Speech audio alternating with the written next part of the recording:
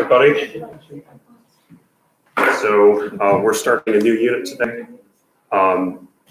It's on logistic regression, which falls under the framework of what's called the generalized linear model. Just to note, so I am still recording this, but I can't vouch for the sound because Austin and I missed the camera handoff. So I'm just using my laptop. We'll see how it goes. If you rely on that, it's the best I could do. So obviously, you have a take-home exam due on Wednesday. I've been getting a few questions on it. Happy to clarify things if I can. So feel free to ask. Of course, there's a limit to how much I can say, but if you have a question for Oscar or me, and you're confused about the question wording, I don't want you to make a mistake for, the reason of the miscommunication. Also, the reading for this unit is, or the primary reading, is a pretty good one. Sage puts out a bunch of methods readings of varying depth, and I thought this one was very clear and still a little bit heavy because it's methods reading, and that's just when it comes with the territory. But I thought it was very clear. I liked it a lot. This section will cover both today's class and Wednesday's. Obviously, you're doing a take-home exam, so if you don't get to it, that's fine. But I do want you to read it. I do think that it's very clear, and it might help reinforce some of the concepts that we're talking about. So I recommend it. So maybe you can work on that, starting after you do the take-home exam.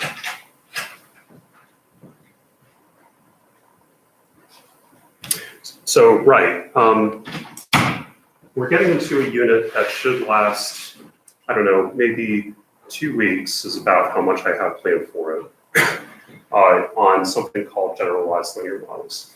I know it sounds really similar to the general linear model, which is what we've been doing up until now, but this is something new. The terminology is just a little bit confusing. Occasionally, I'll use the term linear model to distinguish what we've done so far from what we're about to be doing. But the terms that you'll most often see if you're doing reading on this are general linear model versus generalized linear model. I'm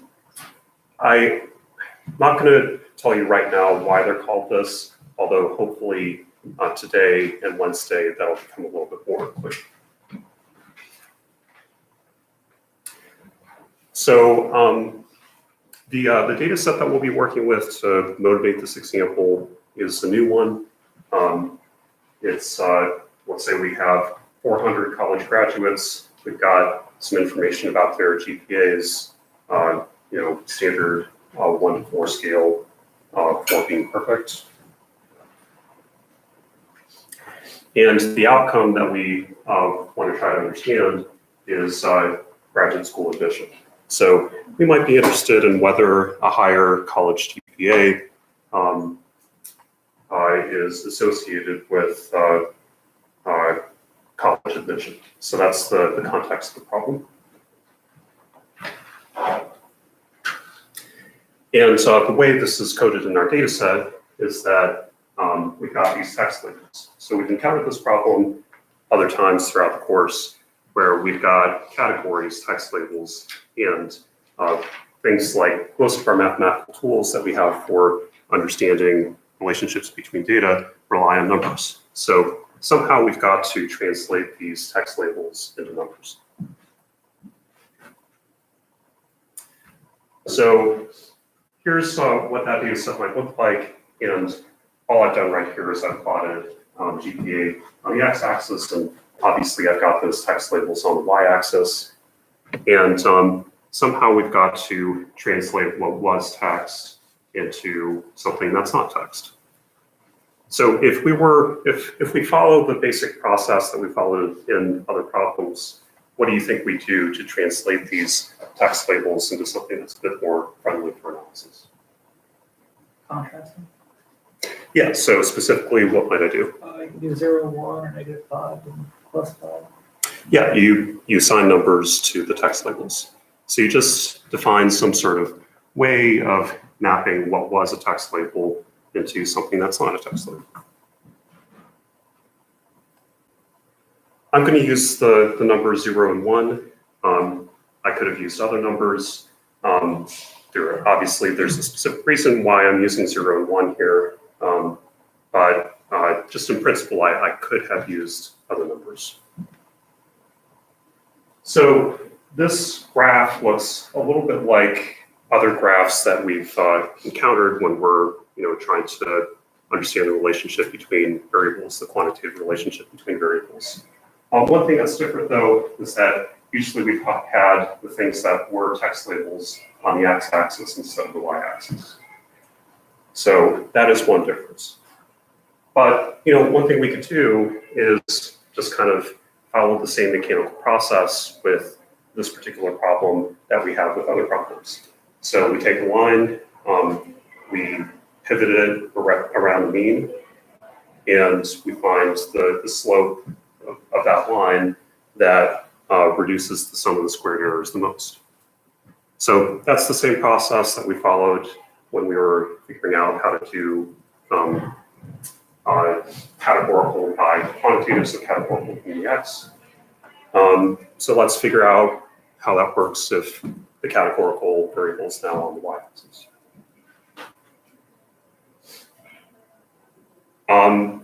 So I'm just showing you right now, this is the kind of model that you might get if you did this in R before looking at the graph.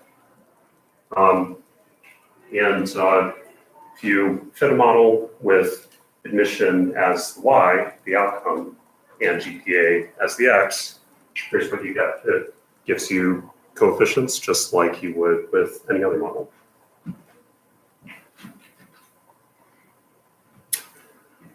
This is the regression equation just written down as a formula. So the thing that we're trying to understand is admission, go to 0 and 1. We've got an intercept and a slope. And as with other sorts of regression equations, we can use this to make predictions. So let's just say for the sake of argument that we're not going to look at the graph right now. We just want to use this to make a couple predictions. So one thing we could do is plug in the number 3, the average, basically. So if you plug in that number, that gives you a predicted y of 0.24. One thing I want to point out, though, is that what we're trying to understand is actually coded 0 and 1. There are no 0.24s. There's no intermediate scores between 0 and 1. Yet our regression equation is giving us one of those intermediate scores. You could maybe think of this as a little bit like a proportion.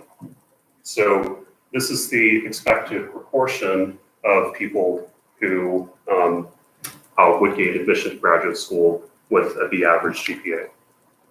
So again, there's no one in our data set who has an admission score of 0.24. That's impossible. You're either admitted or you're not. But what our regression equation gives us, what our prediction equation gives us, is a lot of intermediate scores. A lot more intermediate scores than 0s and 1s. So that's an important point. You can think of this as the expected proportion of people who gain admission, or in what's basically an equivalent interpretation, it's the probability of admission. You have a 0.24 probability of admission with a B average GPA. Or at least that's what our regression equation predicts. Yeah. Where do you get the average GPA 3 from? That's just a number that I chose. Okay. So if I wanted, 3.5. yeah, I could have plugged in 3.5. That would have been the expected proportion of people admitted with that GPA. Could have been a 4, could have been a 2. I could use this just like any other prediction equation. Other questions? So, okay, if we just go with the formulas, it seems like, this is a model like any other, and maybe it works like any other. So let's go back to the step that I skipped and see what the model actually looks like if we graph it out. So this is what the model looks like. Just based on this graph, is there anything about this model that looks a little odd? Not connecting the two lines, 0 and 1. Yeah, so it's kind of odd, right? I mentioned this on the previous slide, but when you look at it, it looks a little bit strange. Our line is going through the center, and most of the points are either 0 or 1. So that's a little odd. Anything else?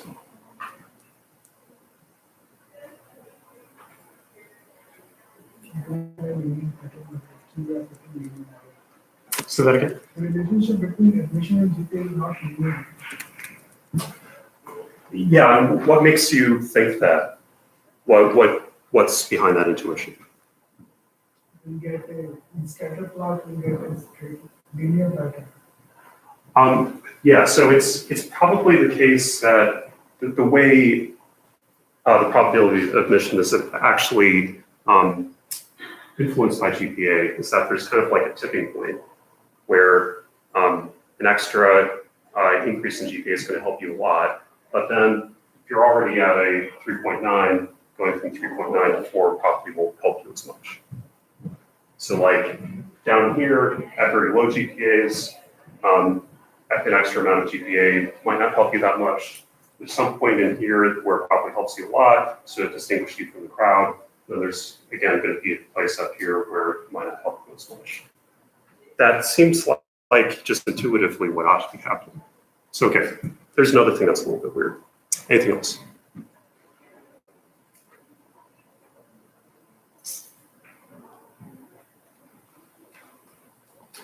One thing that's a little bit odd is that so our line just goes straight, it goes straight down and then straight up. And does it really make sense to be predicting, if this is like a proportion, does it make sense to predict a negative proportion? That's a little bit odd. And, GPA only goes up to 4, but the way linear models work is that it's just a straight line and it keeps going, with the same slope over and over and over again. So eventually there's going to be some point where that straight line crosses the threshold of 1, and these are proportions. Does it make sense to have a proportion over 1? No, probably not. So that's a little bit odd.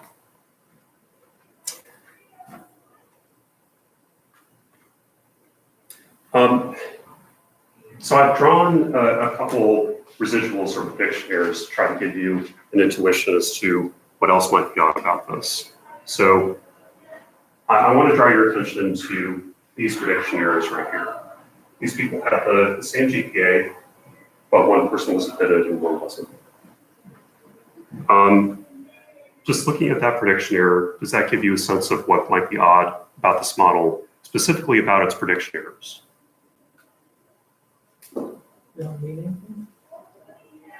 Yeah, it's hard to attach a meaning to them. That's one thing. And why is it? Maybe it's easier if I just describe this. So at any given GPA, there's only 2 ways my model could be wrong. Someone either wasn't admitted or they were. So my prediction errors at any given point only have 2 values. But that's a little bit odd because the other models that we've looked at, anywhere along this line, anybody could have any value on the outcome variable. So when we're looking at a startle response was some number between, minus 100 and 200. There were lots of intermediate values. But at any given point, again, with this model, there are only 2 ways that I could go wrong. And that seems different from the other kinds of models that we've worked with, right? This is kind of difference in kind.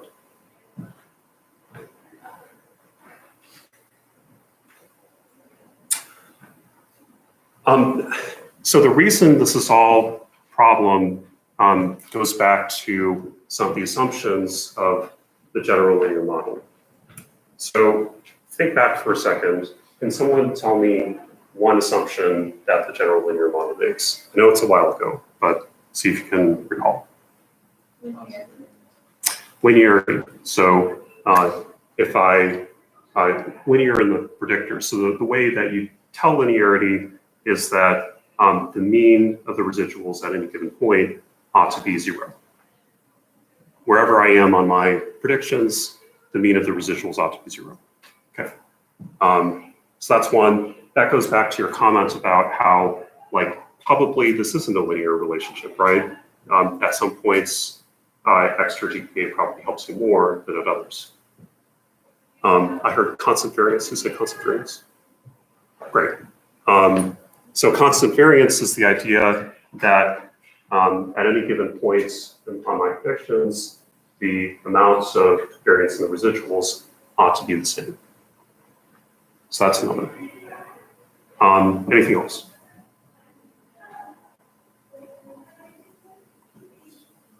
Distribution. Normality of the residuals, the prediction errors. Great. So the residuals ought to have a particular form where there's more stuff close to the mean than at the edges. Anything else? I think there's one that y'all haven't named. Heterostochasticity. That's the constant variance one. It's a little bit harder to remember, and it's not as relevant to this particular problem. Exact X, so all our predictors are measured without error. Not as important here, very important for understanding data, but great. Oh, and independence. So knowing something about the prediction error of one case doesn't tell you anything about the value of the prediction errors of other cases. The ones that seem like they might be a problem are, in this particular example, are these last three assumptions. So I mentioned how at any given point in my model, at any given predicted value, there's only 2 values a residual could have. So that seems like it might be a problem for this assumption of normality. Likewise, that could create problems for constant variance. Doesn't seem like we can be as confident that the variance will be constant. Then the last one that's maybe the most problematic, because it's the most problematic if it's violated, is the assumption of linearity. Seems like this is a case where you might expect some non-linear relationships. Maybe it goes back to the fact that someone is either admitted or not. So as I mentioned in the previous graph, it doesn't even make sense to draw the line at values below 0 or above 1.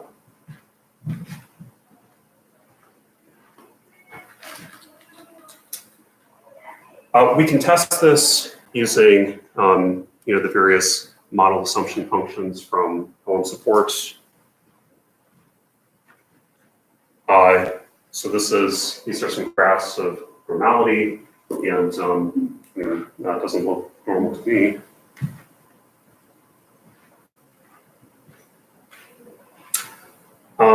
Here's some graphs of the constant variance assumption. One thing that we're looking for is just like the same distance of points anywhere we look at the line. And the fact that someone's either admitted or not seems to be causing a lot of problems. Like, I don't know that I would call this constant variance.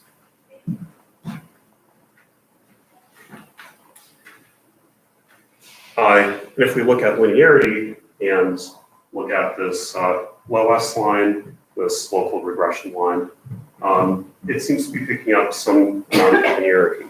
There's this point where having an increase in GPA helps you more than at other points, and then it tails off again.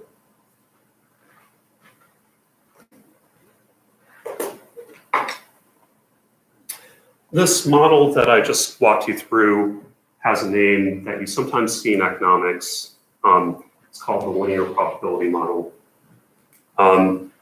Generally, it's not a very good model. There aren't a lot of cases where I'd recommend it. And that goes back to the problems that we just looked at in our various plots and the various diagnostics that we could do. So specifically, this model allows you to make predictions where maybe you shouldn't be making predictions. Because if you're thinking about the predictions as representing like proportions of people or predicted probabilities, like that can't be less than 0, that can't be greater than 1.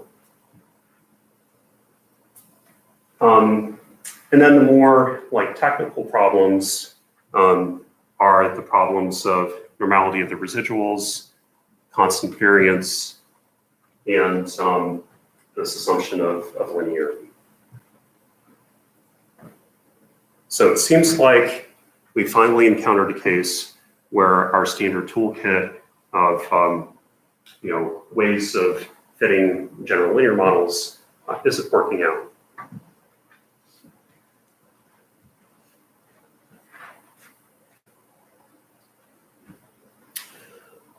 We have encountered situations where we've had like problematic assumptions, data where we're not meeting the assumptions of the general linear model. And one of the ways we fix that problem is through transformations. But if you look at this like series of 0 and 1s, I mean, there's no transformation that I can apply that can get rid of that dichotomous nature of the data. I'm always going to have one value versus another. And one way to think about this goes back to this like fact that as long as you're assigning 2 different numbers to, admitted versus not admitted, like that's how we've handled dichotomous data all along. The reason it can be that arbitrary is that as long as they're different, there's like no 2 values that I can assign that will get rid of that difference.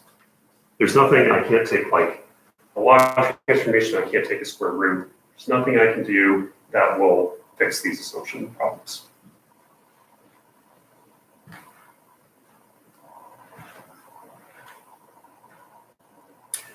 So again, we're going to need to add another tool to our toolkit.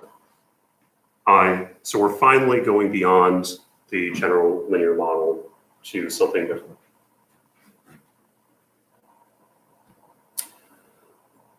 It's going to take me a bit to give you an intuition as to how this, it's called the generalized linear model, how this extension to the general linear model works.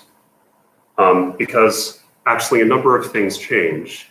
You still have this, it still is the case that you can view the general linear model as like a special case of the generalized linear model. So it is an extension. But you have to think about a number of things a little bit differently than we've thought about them previously. So I'll give you a sketch of how the generalized linear model works. And I'm going to develop this a little bit more on Wednesday. But right now, all I want to do is walk you through a case where we're using the generalized linear model to try to approach this problem.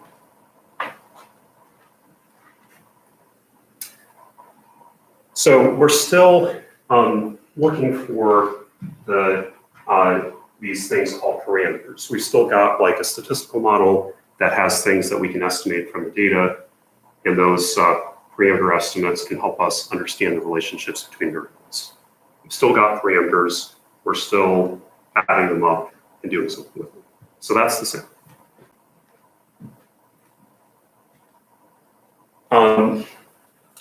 So we're still going to get this kind of prediction equation with an intercept and a bunch of slopes.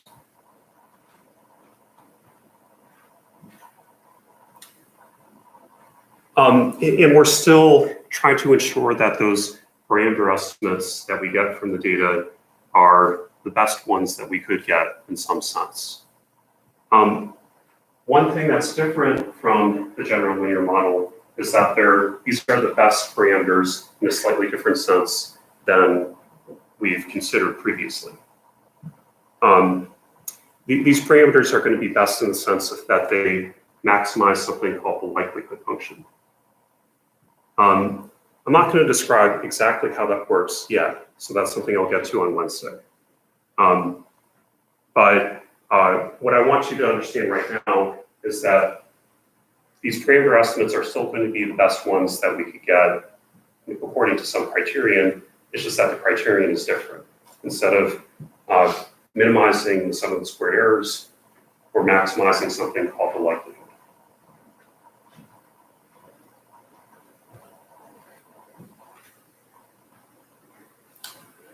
The other thing that's different is that with this equation that we're using with the statistical model, we're not directly modeling the data, so the zeros and ones. Instead, we're modeling something that we can transform into the space occupied by the data. So there's this like gap between what it is that we're modeling and what it is that we're trying to understand.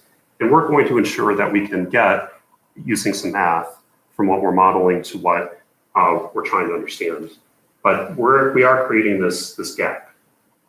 And that gap is one of the reasons why we have to choose a different criterion according to which we're saying that these parameter estimates are best.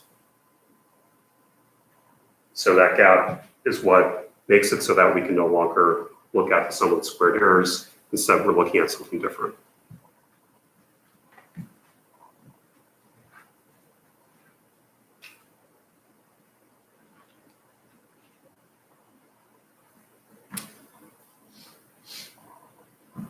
Oh, I went the wrong direction. No wonder that looked wrong. So I'm just going to show you the results of this model that we fit. Right now, I'm not going to tell you where we get the model. That's something for Wednesday. But let's just say, for the sake of argument, that we do this process where we find the parameters that might maximize the likelihood on this separate thing, but that allows us to get to the thing that we're interested in. The result of this model that we fit is called a logistic curve. So this set of predictions, this prediction line, it tells us the things that our model predicts for these data. And we still get a predicted proportion or probability of admission at each space on this line. So it's still giving us, for a given GPA, what's the proportion of people we'd expect to be admitted, or alternatively, what would be the probability of admission for someone with that GPA. So that's the same, but notice we're getting a curve where before we had a straight line. So that's one difference in this generalized linear model. So what I did here is I can only have GPAs between 1 and 4. What I've done is I've just extended out the GPA axis to show you if I could have these kinds of GPAs, what would our predictions look like? And this allows you to see another difference between the predictions that we get from this new type of model and the predictions that we were looking at before. So one thing that's different is that our predicted probabilities can never be less than 0 or greater than 1. No matter how far out I extend that axis, I'm never going to get a predicted probability that is even equal to 0 or 1. It's just going to progressively approach 0 and 1. So that's another difference in this new model relative to the models that we're working with. So our predictions are bounded between 0 and 1.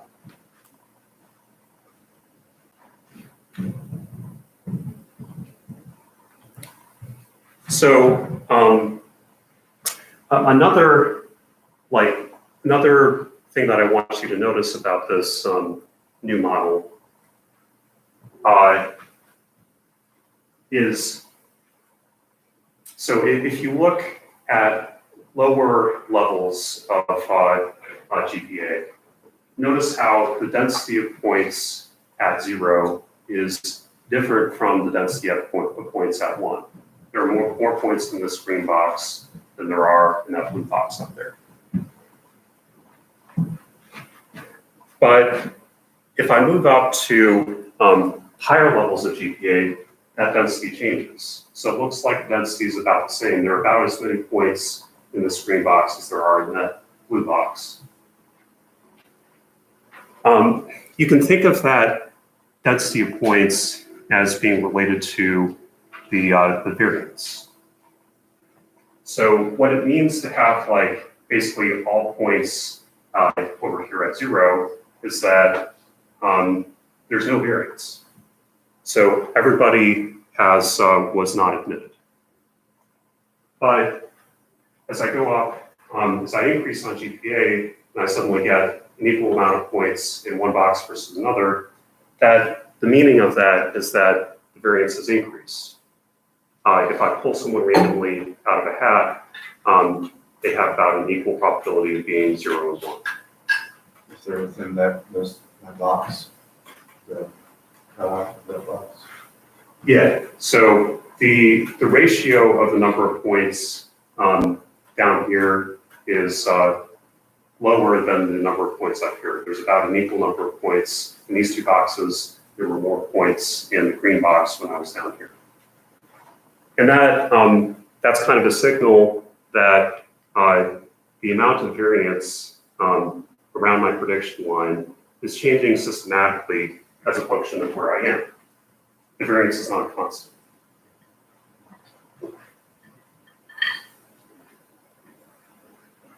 Not only is it not constant, but it's a function of the prediction itself.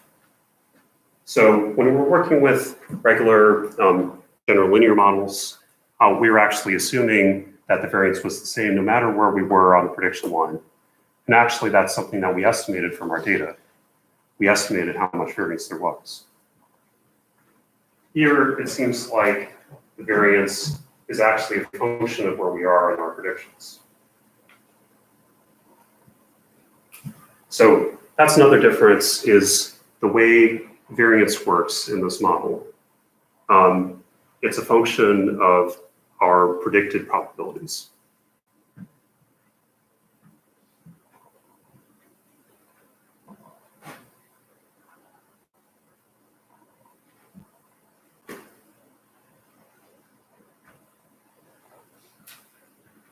So I mentioned how the way this model is going to work is that our model is going to actually operate on things that are different from the things that we want to understand.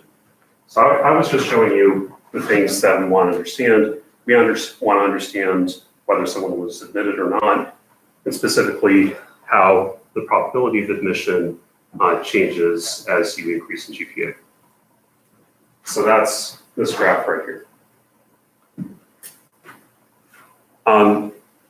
One term for that is the probability space. Probabilities are things that have to be between 0 and 1. They have that bounded quality. And of course, we saw that our predictions cannot be outside of the boundaries between 0 and 1.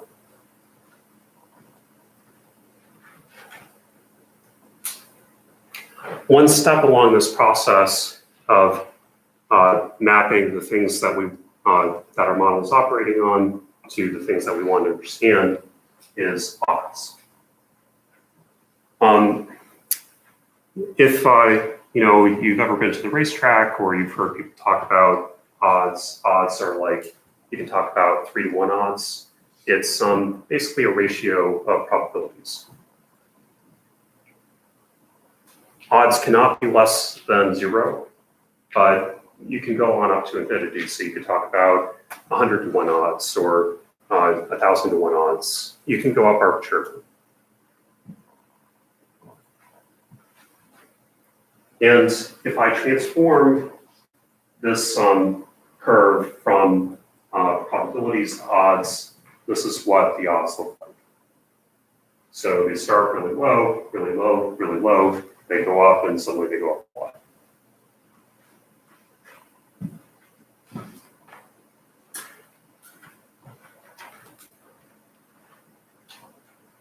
The last step that gets us from what our model is working on to what we actually want to understand is called the logit.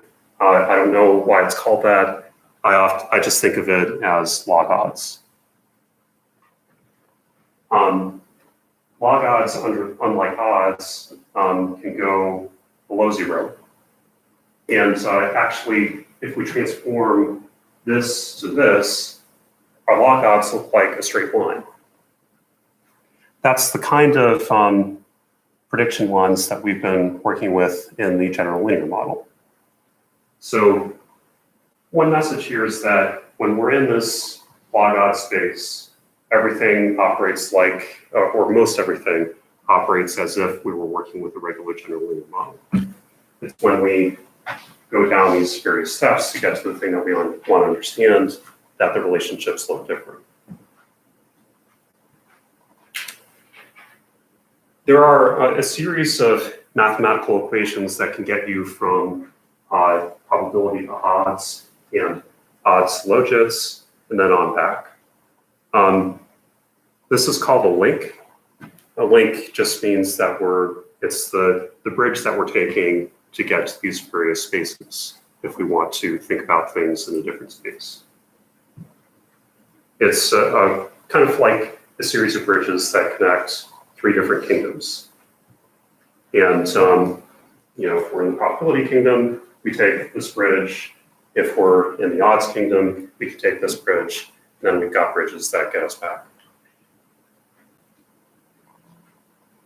So like I said, you can think of odds as ratios of probabilities. It's the probability that something will happen versus the probability that it won't. That's the mathematical equation that gets you there. Log odds or logits is exactly what it sounds like. It's the log of the odds. Logarithms being, e to what power gives you x. To get on back from logit to odds, you take e to the logit power. Then to get from odds back to probabilities, you take the odds over 1 plus the odds. This is a really important feature of generalized linear models in general. And it's an important feature of this specific case of the generalized linear model.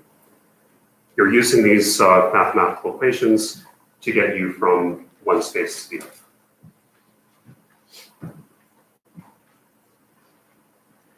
other. One thing that I'll note too, that's a little bit weird about generalized linear models is that these data that we're trying to understand only exist in one of these kingdoms, in one of these spaces.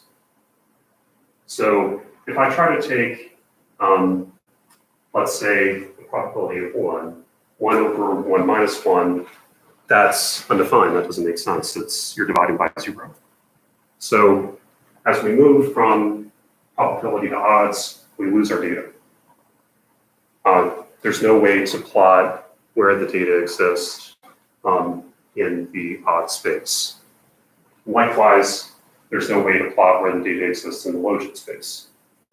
Yeah. So once we transfer to different kingdoms, we lose our data, period. Yeah, there's not a way to plot it to understand how our model fits our data. So this is the only place where you can actually look. And that's a little bit weird. You can still plot other sources of error, like error bands around your lines. But as you move to the odd space or the logit space, you lose your data. So that can be a little bit frustrating. It's and the generalized linear model primarily operates in this space. This is where the action happens. That's a strange feature, and that's another reason why we can't work with residuals like we did with regular old linear models. Because in order to calculate residuals, you need your data.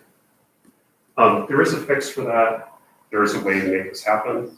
That's something I'll talk about on Wednesday. But for now, I just want you to know, as you go from one space to the other, as you move from the probability space where your data exists, suddenly, if you go to odds, they don't exist.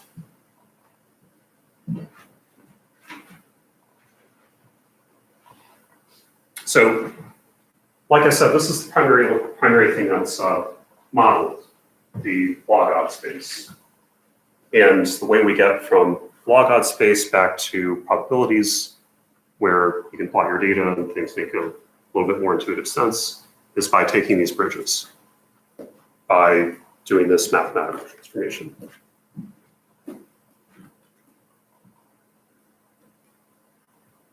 So I'm just going to assume that we've fit our model. I'll tell you a little bit more about how that works on Wednesday. Let's just assume that we've got our coefficients. Well, once we have a model that fits best according to some criterion, we can use that model to do null hypothesis significance testing. And this process looks very similar to how it looks in the general linear model. So first you choose a model. This is log odds. The log of p over 1 minus b, the log of the probability of something happening versus the probability of it not happening. Remember, our model operates in the log odd space. So I'm just showing you that to emphasize that. But we've still got an intercept and a slope in this case. So this is a 2-parameter generalized linear model. Something that's a little bit weird that I've already foreshadowed a little bit is that I don't have that error term that we estimated with general linear models. So I'll talk about why that is, why I've omitted it on Wednesday. We're still modeling error. I mean, our model is still wrong in some sense. It's just that the error happens to be a function of that p, the probabilities.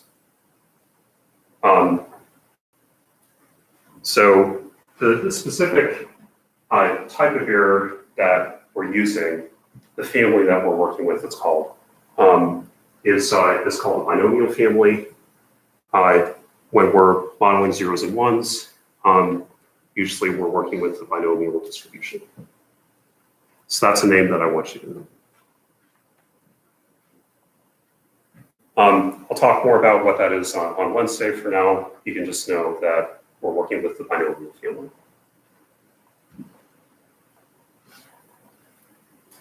Given this model, you can define a null and alternative hypothesis. So, for example, you can test the null hypothesis that B1 is 0 and see if you can reject that hypothesis. You can also test other hypotheses. So you can test the hypothesis that 1 is 1 or 2 or 3, doesn't matter.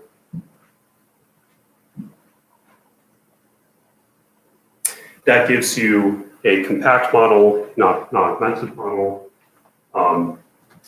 And our compact model is essentially an intercept-only model, just like it was when we were working with general linear models.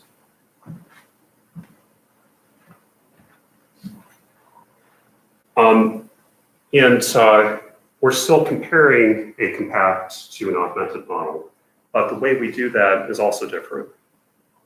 So before we used the t statistic or the f statistic to compare the compact to the augmented models. Here we do something called a likelihood ratio test.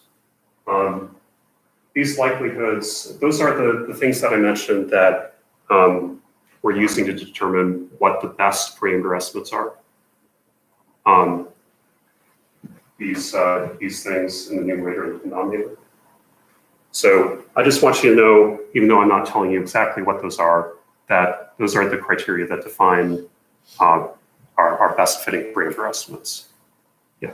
Can I ask an example of what the data set, what the B1 equals 0 would mean then?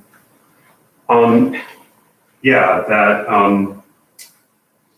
increasing GPA does not change the probability of admission to graduate school. There's no relationship between GPA and admission.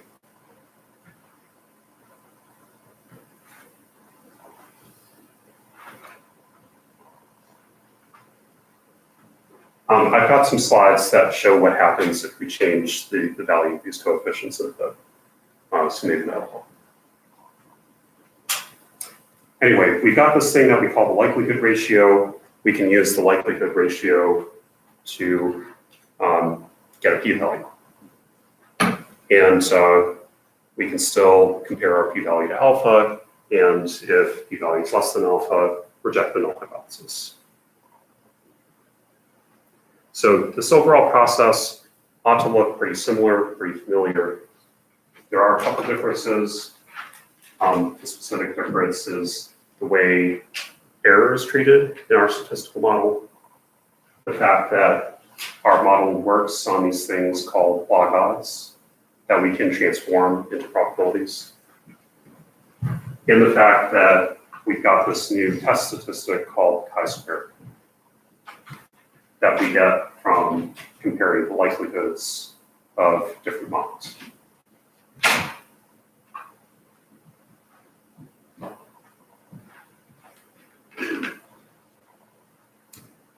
So I'll just show you what's this like, or what this is like if you fit this kind of model in R.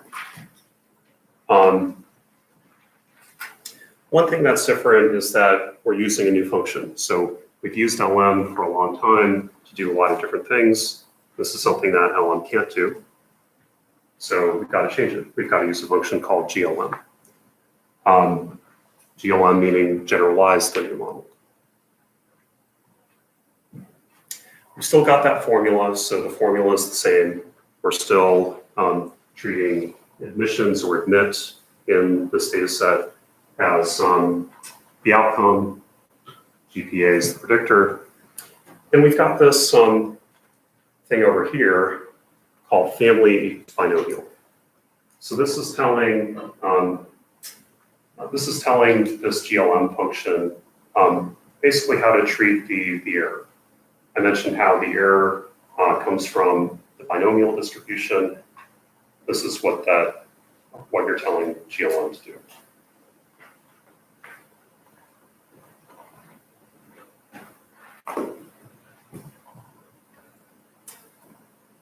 If you then do summary on that, you get some output that ought to look pretty familiar from looking at a lot of LM output. We've still got intercept and a slope. We've got some other stuff that I won't describe right now. It says null deviance, residual deviance, et cetera, et cetera. But notice we still have some coefficients and standard errors. I just want to know, you can use the p-values that come up from the default GLM output. I recommend that you do this likelihood ratio test that I mentioned because it's slightly, or sometimes substantially more powerful than the tests that you get up there. So this is how you do that likelihood ratio test. Use the capital A ANOVA function from the car package.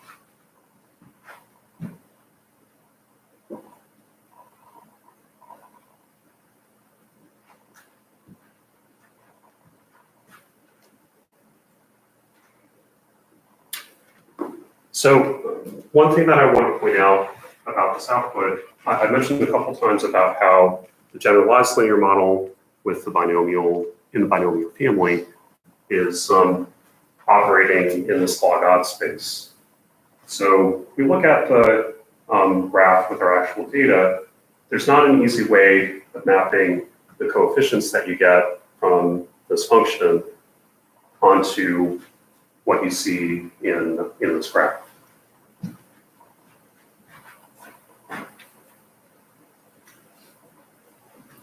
Instead, you've got to look at the graph of the logit, or the log odds. And that graph just gets you a straight line, like many other models that we've worked with. But of course, I don't have an easy way of plotting the data. But the intercept and slope from this model map directly onto this graph, just as they would if we were looking at a regular linear model. So specifically that minus 4.36, the intercept is always the predicted value at 0 on our predictors. 0 on our predictors is a GPA of 0. Doesn't make sense, but in other cases it might make more sense. That tells you for someone who has a GPA of 0, we predict that the log odds of that person getting admitted to graduate school are that minus 4 point whatever.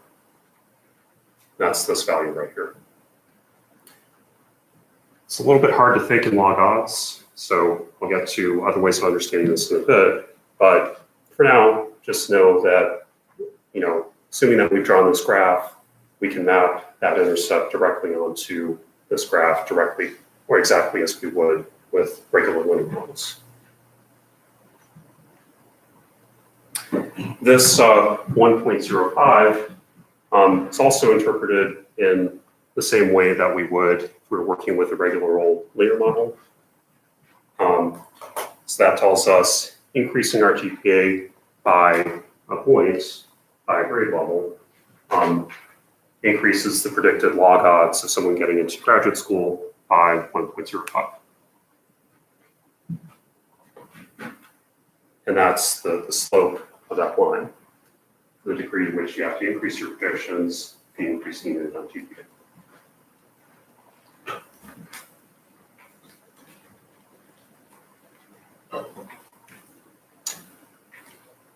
Odds are a little bit easier to think about than log odds.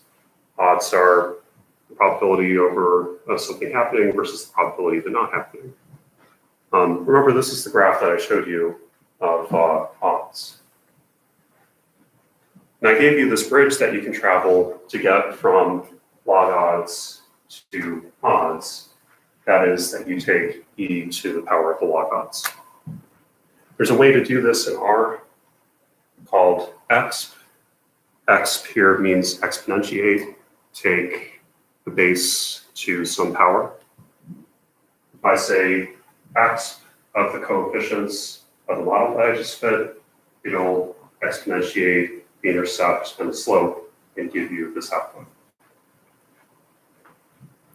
These are things that you can interpret in terms of odds instead of log odds because I've traveled that bridge.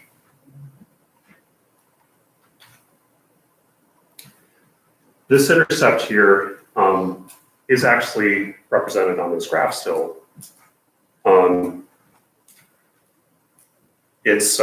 First it's interpreted as the predicted odds of admission for someone with 0 GPA.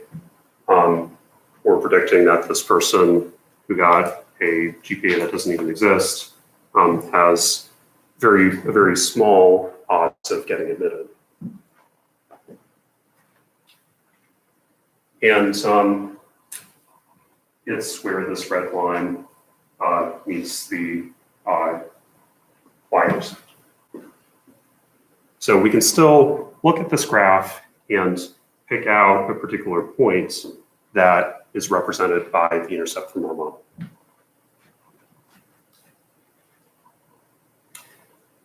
The coefficient for GPA is something a little bit new. It's something called an odds ratio. An odds ratio is exactly what it sounds like. It's a ratio of 2 odds. Specifically, this odds ratio tells us the ratio of odds of someone who had a 1 unit higher GPA versus someone who had the GPA that is represented by our intercept. The way you can pick out that odds ratio on this graph is it's the ratio of the heights of these 2 lines. And that ratio is the same no matter where I look on my graph. So that ratio is the same if I'm here, I'm here, I'm all the way up here.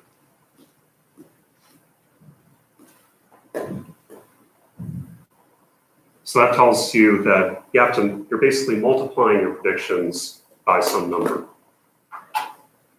And that also tells you one way to understand what's happening with this coefficient, it tells us that if I increase a unit on GPA, I have to multiply my odds of getting admitted by 2.86.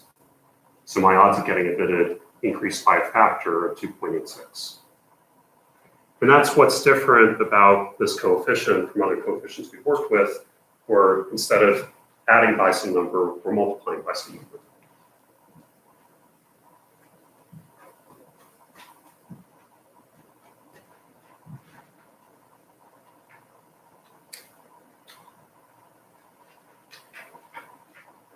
So the next bridge that I have to travel from odds to probability is this last one where I take odds over 1 plus the odds. And one frustrating thing that I've already forecast a little bit is that it's kind of hard to figure out how to map these coefficients onto what you see on this graph. So when I'm describing relationships in the probability space, what I like to do is pick out some values for GPA that I care about, and then find the predicted probabilities for those GPAs. And those are something that I can pick out on my graph. So right here, what I'm doing is I'm using predict to get the probability of admission for someone with a GPA of 1, so who is failing, GPA of 2, C average, 3, B average, and 4, A average. And these are those probabilities. So for someone who has an A average, perfect GPA, we're predicting that their probability of admission is about 50-50, which is shown right here on this graph.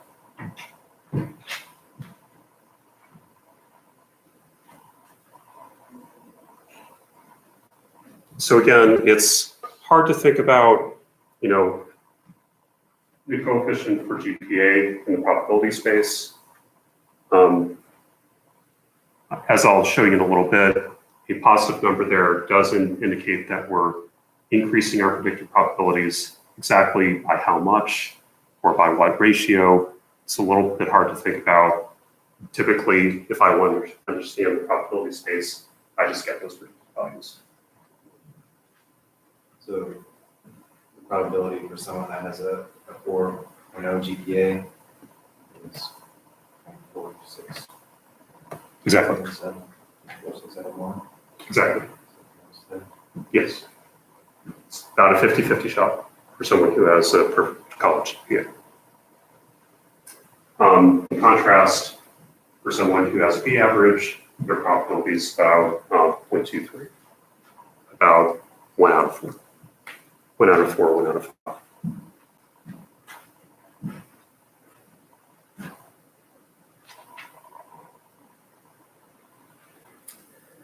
So, okay, talked about some ways to understand what's happening in terms of graphs that you might create. That task is a little bit harder because you've got 3 different spaces in which you can do it. So that's something different. That's one complication of working with generalized linear models. That will generally be true. Next, I wanted to show you a little bit about what happens if I change these coefficients from the ones that I actually got in this model. So we'll start with the intercept first.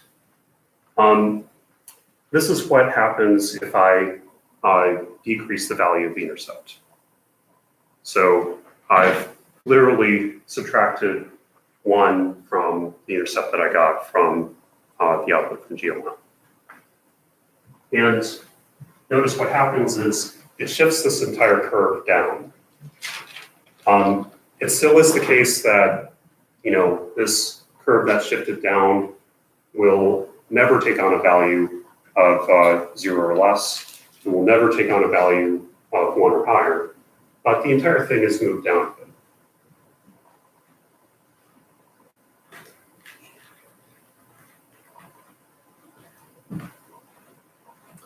If instead I raise the intercept, it shifts the entire curve up some amount of vertical distance. although I've still got those asymptotes, those points that beyond which the curve can never travel. So the intercept is basically shifting these logistic curves up or down. The shape is still the same, but the amount of shifting varies by what the value of the intercept.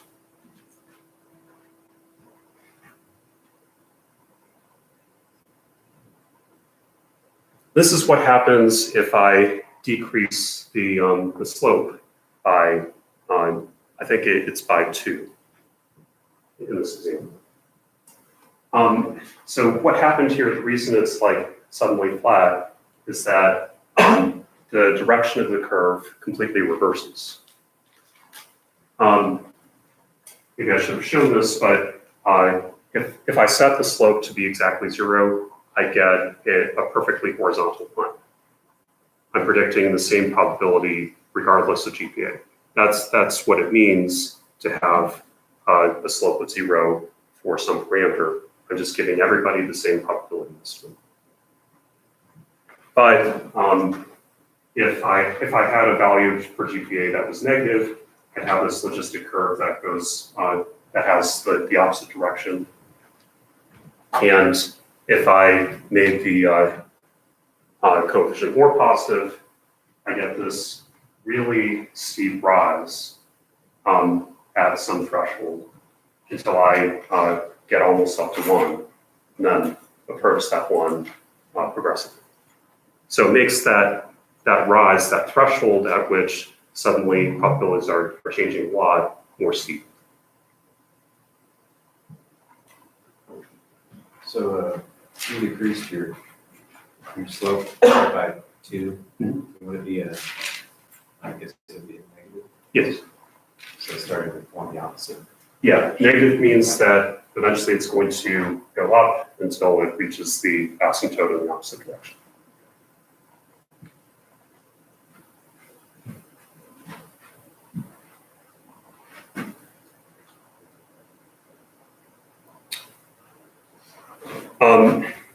So, like I said, if my slope for GPA were 0, one way to understand that is there is no asymptote.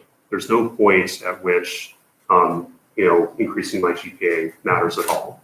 It just gives me a horizontal line, and you can imagine that. I don't see a marker here, but you can imagine that if I fix this, if I fix the slope to 0 and change the intercept. So this might be my original logistic curve, which is just a horizontal line. If I then change the intercept, what it does, something pretty familiar to when we've been working with the regular linear model, it just moves that horizontal line up. Versus if I decrease the intercept, it moves the horizontal line down. It's another way of understanding what's happening under the hood when it gets mapped to probabilities.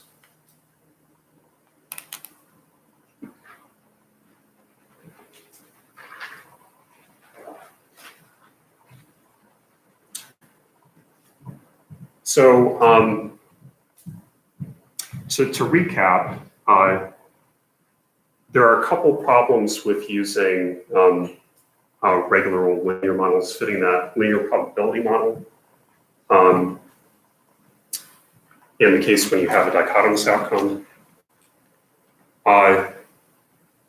One is that they produce predicted probabilities that don't make sense, that are outside that range of 0 and 1. So there's kind of a conceptual problem.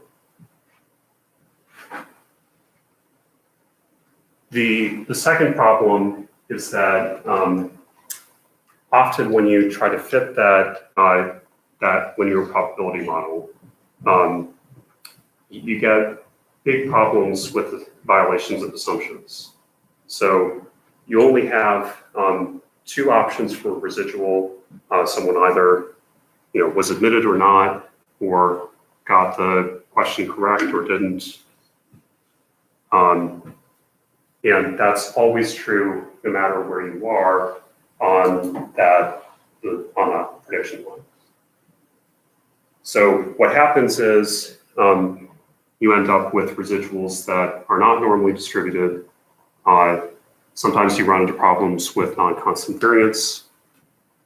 And you also end up with relationships that are not linear.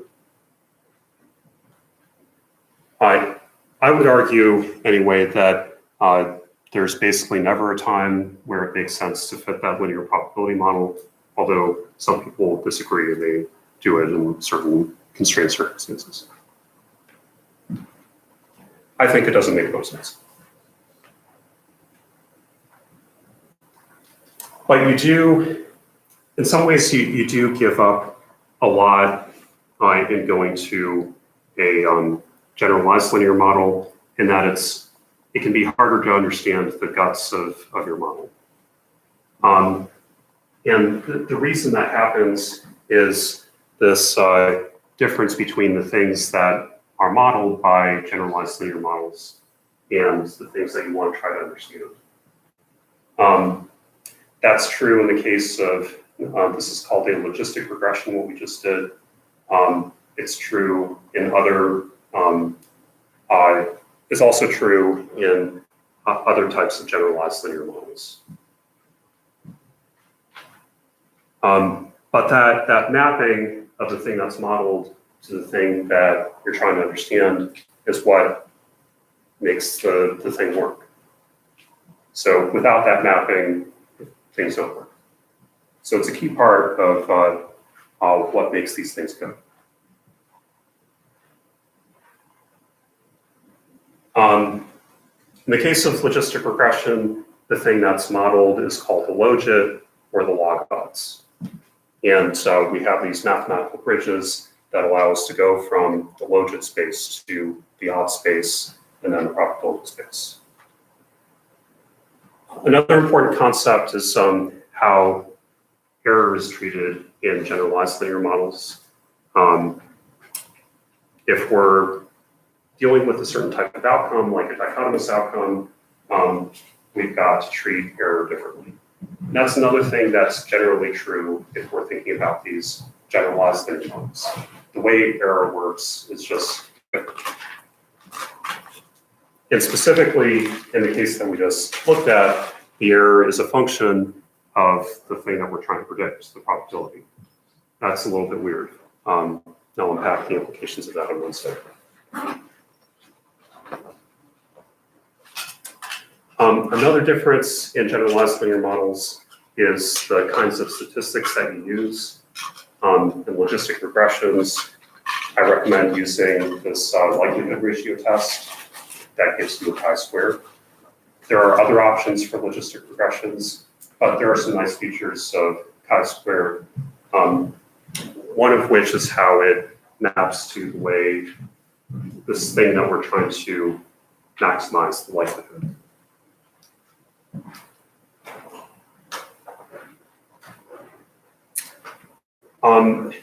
And then the last really important principle is that one of the best ways of understanding those parameter estimates, those coefficients that you get from a logistic regression, is by exponentiating them, taking e to that power. That gets you to the odd space, and it gives you these things called odds ratios, which are one nice way of understanding what's happening if you increase the unit on something. If you increase the unit on something, you're multiplying the previous odds by some value. So on Wednesday, we'll talk more about this thing called maximum likelihood. That's the way that we're telling which set of coefficients are best. And I'll look at another example to try to get you more used to interpreting these coefficients.